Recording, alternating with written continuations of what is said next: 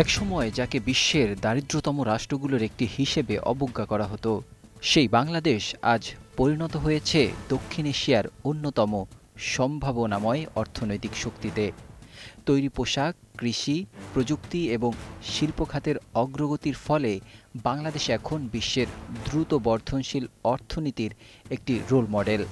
বিগত এক দশকে বাংলাদেশের জিডিপি প্রবৃদ্ধি ৬%-এরও উপরে ছিল, যা দক্ষিণ পূর্ব এশিয়ার বহু দেশের চেয়ে অনেক বেশি। এই বাস্তবতায় প্রশ্ন উঠেছে, বাংলাদেশ কি এখন আসিয়ান জোটের পূর্ণ সদস্য হওয়ার জন্য প্রস্তুত?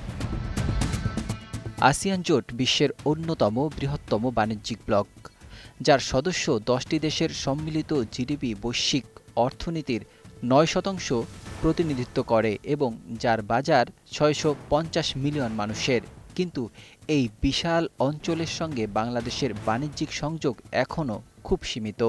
বাংলাদেশের মোট বৈশ্বিক বাণিজ্যের মাত্র ১০% হয় আসিয়ানভুক্ত দেশগুলোর সঙ্গে, যেখানে ইউরোপের সঙ্গে ৩১% এবং অন্যান্য এশীয় দেশের সঙ্গে ৪২%। ফলে এই অঞ্চলে বাংলাদেশের সম্ভাবনা এখনও অব্যবহৃত। শেকড় থেকে শিখরে আসিয়ানে যোগদানের ফলে বাংলাদেশ পাবে এক অভিন্ন ও বিশাল বাজারের প্রবেশাধিকার, যা রপ্তানির আয়ে নতুন গতি আনবে এবং বৈশ্বিক মুদ্রার রিজার্ভকে শক্তিশালী করবে। এছাড়া শ্রমবাজারে গতি ও শৃঙ্খলা আসবে। বর্তমানে দক্ষিণ পূর্ব এশিয়ার বিভিন্ন দেশে বিপুল সংখ্যক বাংলাদেশি শ্রমিক কাজ করছে। সদস্য পদ নিশ্চিত হলে এই শ্রমিকরা পাবেন অধিক সুরক্ষা, নিয়মতান্ত্রিকতা এবং অধিকার।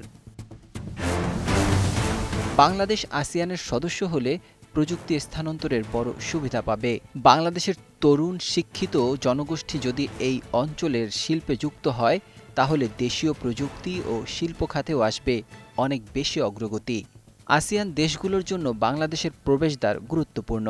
চট্টগ্রাম, মোংলা বন্দর এবং কক্সবাজারে নির্মাণাধীন গভীর সমুদ্র বন্দর দক্ষিণ পূর্ব এশিয়ার দেশগুলোকে ভারত মহাসাগরে সংযোগ দিতে পারে। এতে আঞ্চলিক বাণিজ্য ও পরিবহন ব্যবস্থায় বাংলাদেশ গুরুত্বপূর্ণ ভূমিকা রাখতে পারবে। বর্তমানে বাংলাদেশ আন্তর্জাতিক কূটনীতিতে নতুন উচ্চতায় পৌঁছেছে।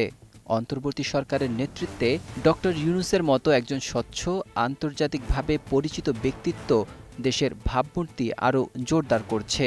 অন্যদিকে দক্ষিণ এশিয়ায় ভারতের একক আধিপত্য চ্যালেঞ্জের মুখে।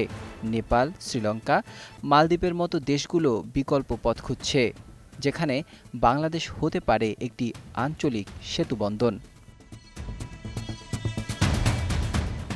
বাংলাদেশ এখন কেবল দক্ষিণ এশিয়ার অংশ নয়, এটি হয়ে উঠেছে দক্ষিণ ও দক্ষিণ পূর্ব এশিয়ার মধ্যে একটি কৌশলগত সেতুবন্ধন।